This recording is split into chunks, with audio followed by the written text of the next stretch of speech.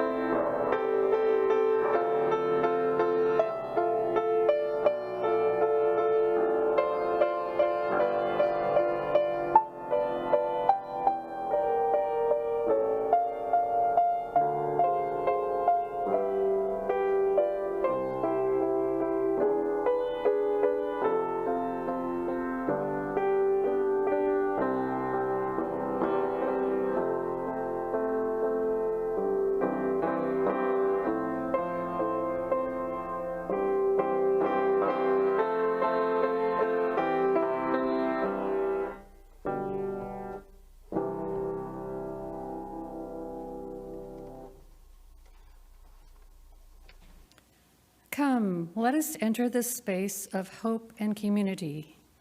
Come, let us enter this space with our sorrows, our joys, our passion and compassion. Come, let us enter this space with the stories of our ancestors, for their strength and wisdom beat in our hearts. Come into this space, present to the beloved companions who move beside us. Come into this space, mindful that together we are building a future for other generations. Come into this space and let us worship. Our chalice lighting words today, may the flame burn true and high and strong, are by Beatrice Hitchcock. The flaming chalice is the symbol of Unitarian Universalism. It is an everlasting flame for this community. It offers its warmth to those who are cold. It provides light to those who would see. It purifies and transforms this sanctuary into sacred space, this congregation into sacred community. May its flame burn true and high and strong.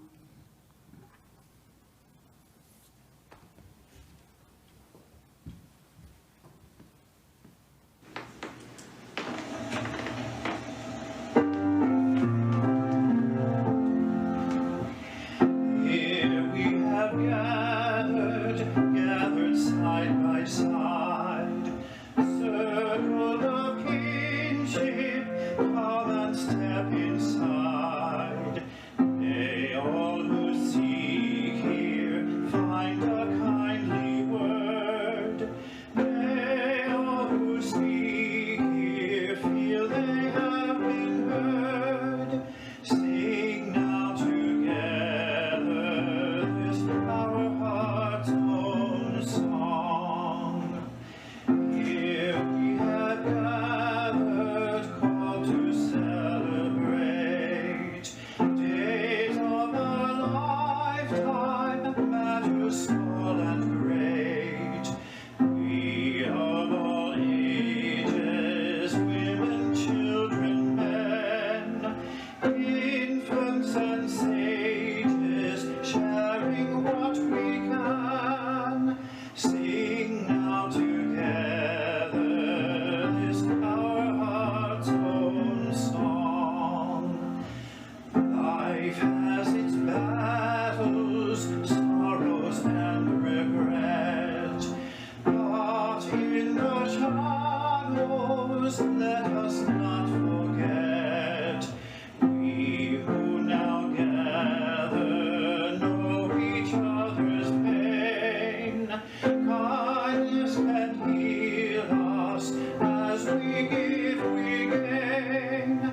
Sing now in friendship this our heart's own song.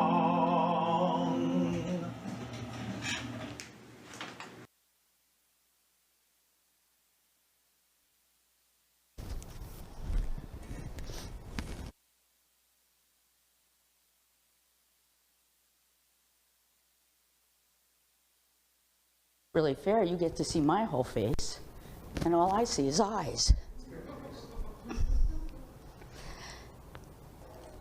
Today we're talking about ritual, and the UU ritual that is probably most widely used is lighting the chalice, as we did this morning. When we talk about the chalice, which I'm standing in front of, we usually talk about the light, the flame. But the chalice, like hands cupped together, holds the flame, but not just the flame. It holds our hopes and prayers. It also connects us with Judaism and Christianity, both of which use chalices to hold wine as part of their rituals. And for Judaism, a chalice holds the eternal flame, a flame which always burns above the ark, where the Torah are stored. Now, this chalice was made by a member of our church. Today, I want us to commission it, accept it into our church, bless it, so that every time we see it, we remember the connection to our UU history and to the history of this church. The following words are by UU Minister Thomas Rhodes, and I hope you will read them with me.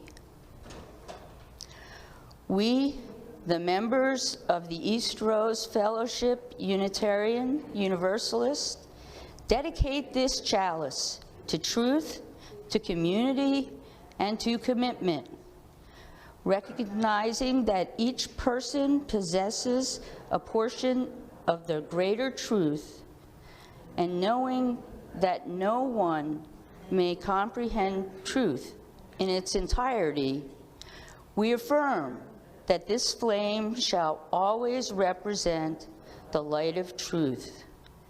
May its light ever extend our vision, that we may ever appreciate the diverse ways in which reality is revealed, recognizing that we need one another as surely as we need food, clothing, and shelter, and knowing that life has no meaning unless it is shared.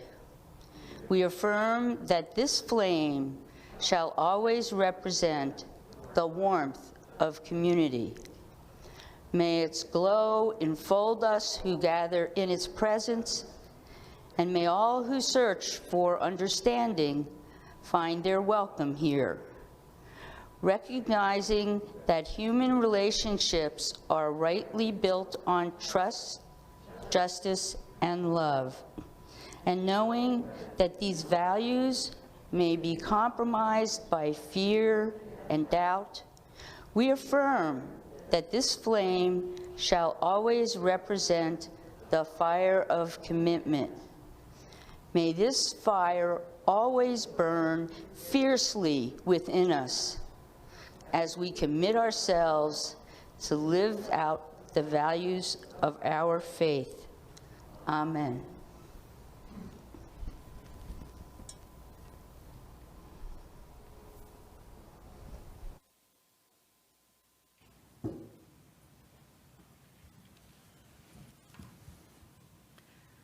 The light of the chalice would soon flicker and die without the oil that nourishes its flame.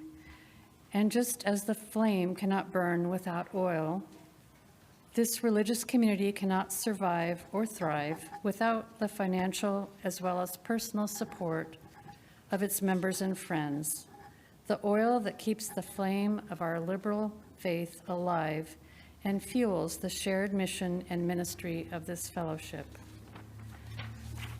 Let us now give freely and generously in offering to sustain and strengthen our shared religious community, a community of memory, hope, faith, and love. For we now, the keepers of the flame that burns for justice, its dream of beloved community, its vision of a world made whole. Half of this week's offering supports Snowcap Charities, which provides food, clothing, advocacy, and other services to low-income people of East Multnomah County. For those of you at home, you can donate by using your phone to scan the code shown on your screen, and you'll be sent to the Eastrose website donation page. Or you may choose to donate after the service by visiting our website and clicking on the donate button. The gifts of the congregation will now be most gratefully received.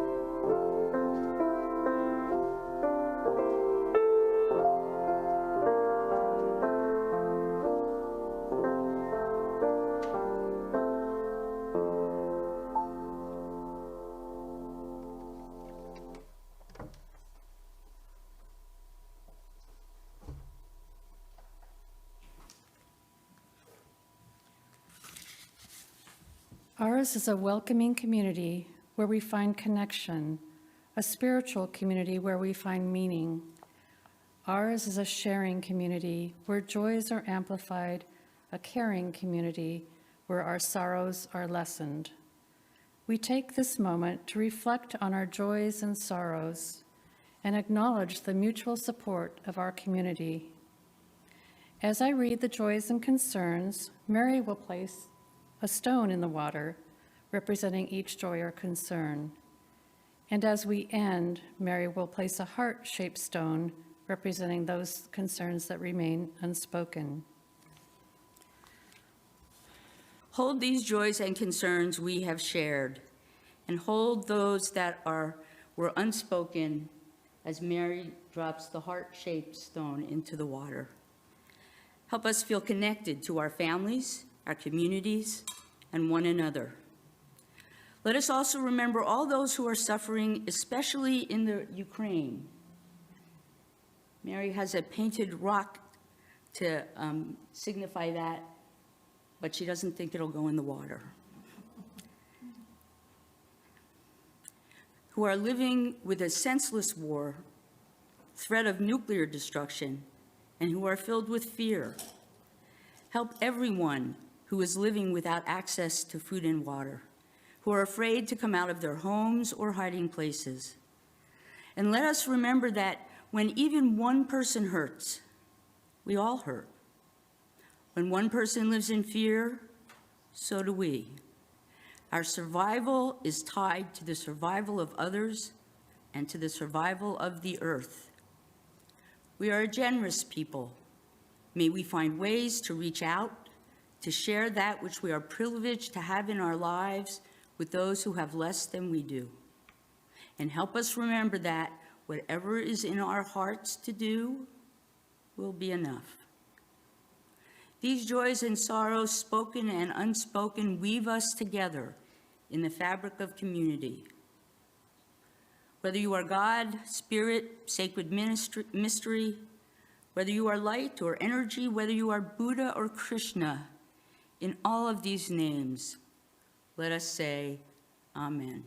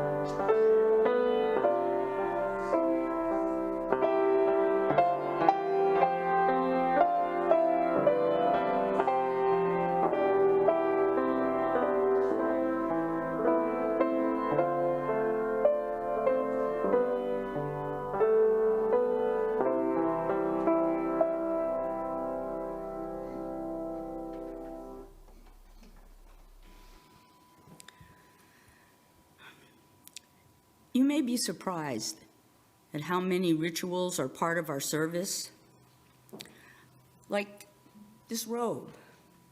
When I did my internship, the parish minister insisted on wearing a robe.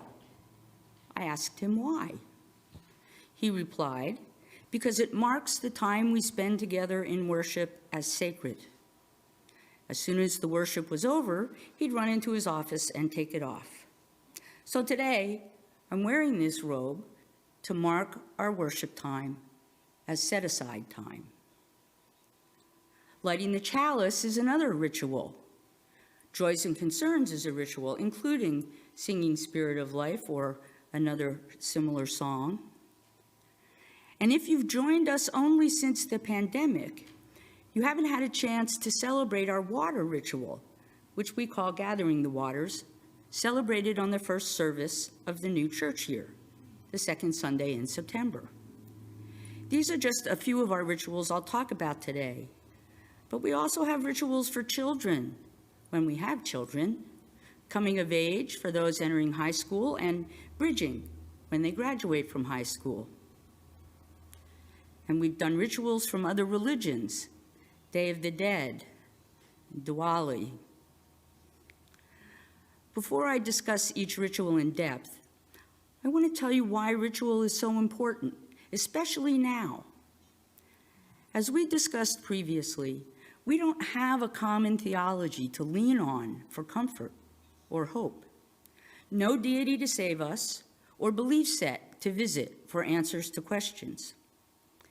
For the past 2 years, we haven't actually come together.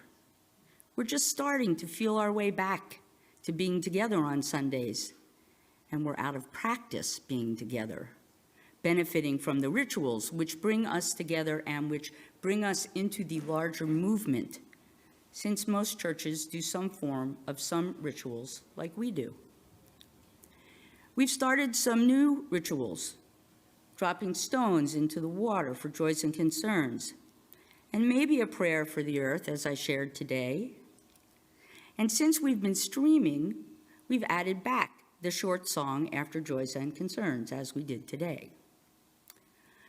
Rituals can ground us in who we are as we return.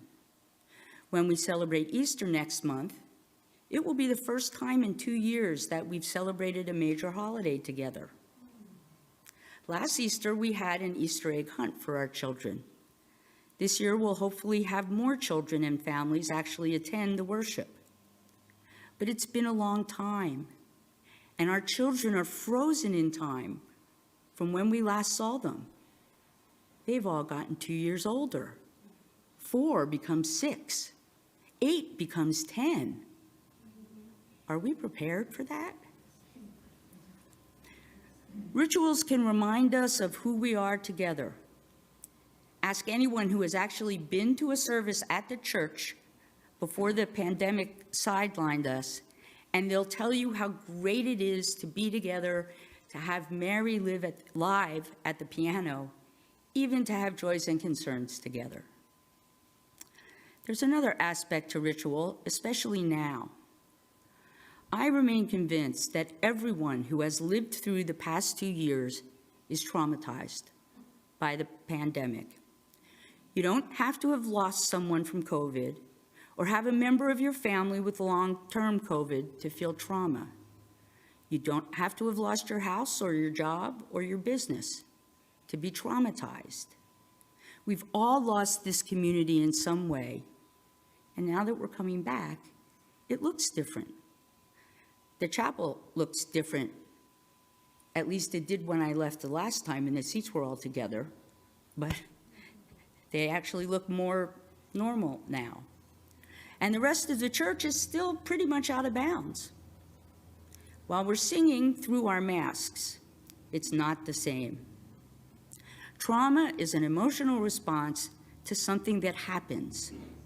When a host of small events happen at the same time, over time, as has happened over the last 2 years, I'm not sure we recognize it as trauma, but it is. One of the ways we can address this trauma in this community is through our rituals. The ones we know for healing, and maybe some new ones, like the prayer I did today as part of Joys and Concerns. These rituals can also describe how we want to be different from before the pandemic. Perhaps we can pay more attention to our congregational covenant to remind us how we want to be with each other. The board has its own covenant, and we have been working with it to find better ways to communicate, especially when we disagree. It's hard work because we are trying to extract ourselves from a culture that is very old in this congregation. Are there dissatisfactions you brought with you from before COVID? Do you still hold them? How would you like to change our culture? Is there a ritual you can think of in your own life that might help that along? This is something to think about as we hopefully move forward to come together over the next couple of months. And if we have to backpedal again because of another variant, it will bring more trauma. With all this in mind, I'm going to talk a little bit more deeply about the chalice, joys and concerns, and the water communion. This morning we dedicated our chalice. Here's the story of how the chalice came to be the symbol of our faith. In 1939, a Unitarian minister and his wife, Martha and Wait Still Sharp, arrived in Europe at the request of the Unitarian Church in Prague. Now that would be the church that Norbert Chapik went to, who started the flower communion, to help the Unitarians and also Jews escape Nazi control, which occurred just a few weeks after they arrived. They left Prague when they were warned of possible capture by the Nazis and ended up in Lisbon, Portugal, home to the Unitarian Service Committee in Europe. They were already forging documents and needed a seal to make them official.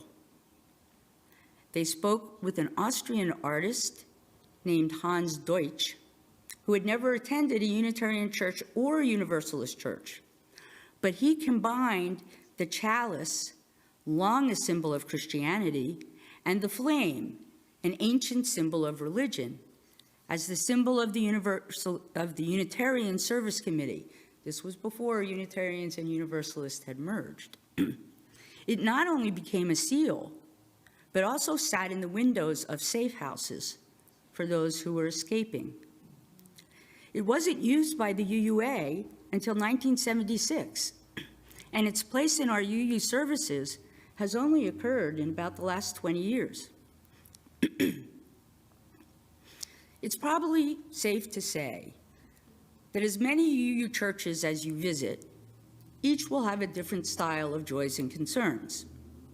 Invariably, for some, it distracts from the worship, especially when it's used, also invariably, for something other than joys and sorrows. For some, it is the most sacred part of the service. How is it that we can be so far apart in our opinions of the ritual? Here's one reason, perhaps. If you come from a traditional religious background, it's probable that you had some kind of formal prayer for members of your congregation who were struggling.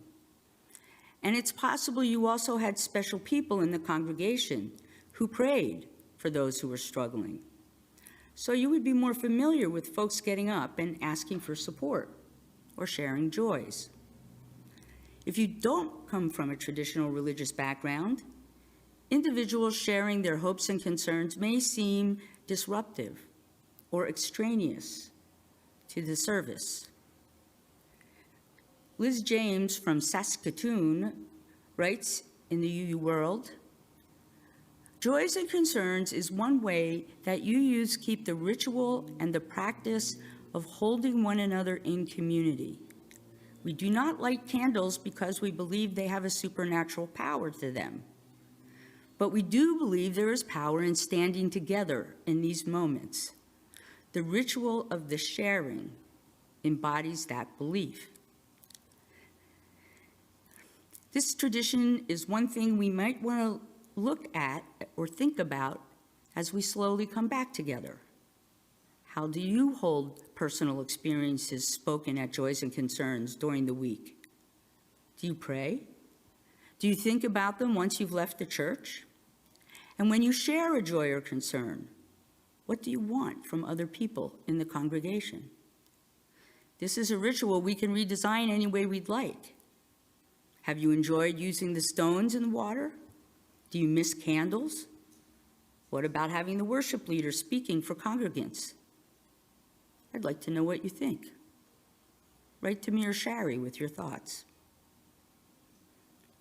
Now, if you remember my story about Norbert Chapik, you know where the flower communion comes from.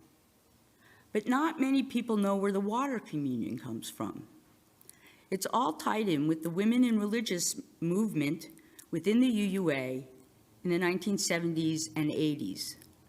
This is the group, by the way, that was responsible for putting gender-neutral language into our principles in 1985. In 1980, Carolyn McDade, who, by the way, is the composer of Spirit of Life, and another woman, Lucille Shuck Longview, were asked to create a service for the Women and Religion Continental Convocation of Unitarian Universalists. Don't try to memorize that, you'll probably never use it again. They decided they wanted to create a new ritual for the occasion, and they decided it would involve water. Here's what they said about it. Water is more than simply a metaphor. It is elemental and primary, calling forth feelings of awe and reverence, acknowledging that the ocean is considered by many to be the place from which all life on our planet came. It is the womb of life, and that amniotic waters surround each of us prenatally. We now realize that this worship service that they did was for us a new story of creation. We chose water as our symbol of our empowerment. Now, for that first water ritual, the participants sat in a semicircle. And when we do our gathering of the waters, we put the altar in the middle of the chapel, sharing waters we collect over the summer as a way to share with one another what we did. Every year it changes a little, reflecting our changing relationships with one another and with the world around us. Perhaps this fall we will once again be able to gather our waters together. Regardless of what awaits us, perhaps we will have another variant or perhaps not. We have our time together and we have our rituals to remind us that whatever our time together looks like, it is sacred time. The rituals we do link us together. To all Unitarian Universalists and to our larger universe where our energy links with all other beings, as our first and seventh principles remind us, the inherent worth and dignity of all beings, and respect for the interdependent web of all existence of which we are a part. What's important to you about coming together? How do you want to honor that time? What do you bring with you from your previous religious life? How do you want to bring the sacred into this time and place? If you have ideas, why not join the worship team? When you think about it, how can we not be amazed with wonder of our place in that web? May it be so, and amen. And now we'll sing our closing hymn, We Laugh, We Cry, with masks on.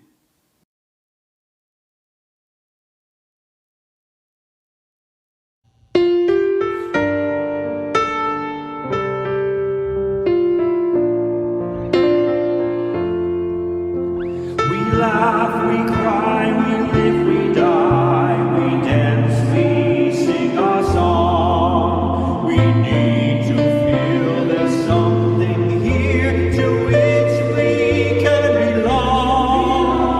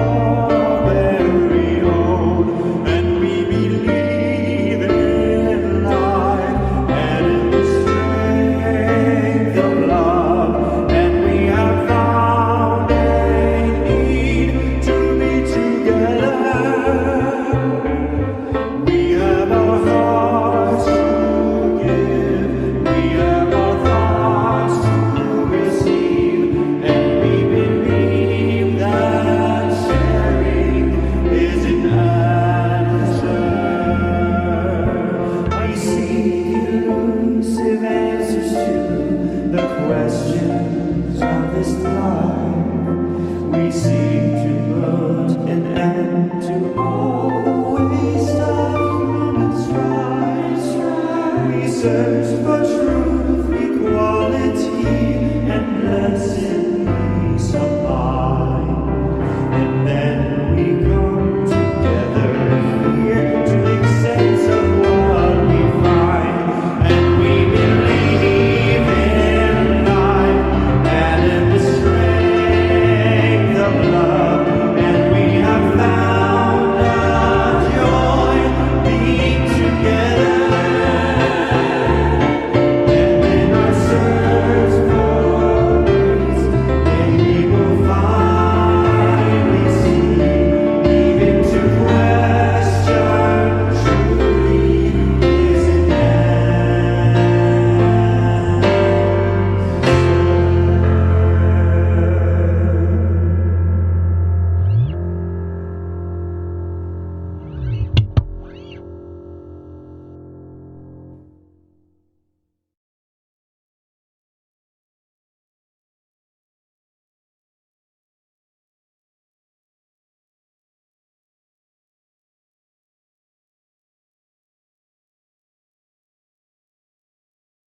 Coffee, coffee, coffee, praise the strength of coffee. Early in the morn we rise with thoughts of only thee. Served fresh or reheated, dark by thee defeated, brewed black by perk, or drip, or instantly. Feel the holy power at our coffee hour. If we're late to congregate, we come in time for thee. Coffee, our one ritual, drinking it habitual, brewed black by perk, or drip, or instantly. Coffee, the communion of our union, symbol of our sacred ground, our one necessity. Though all else we scoff at, we come to church for coffee, brewed black by perk, or drip, or instantly.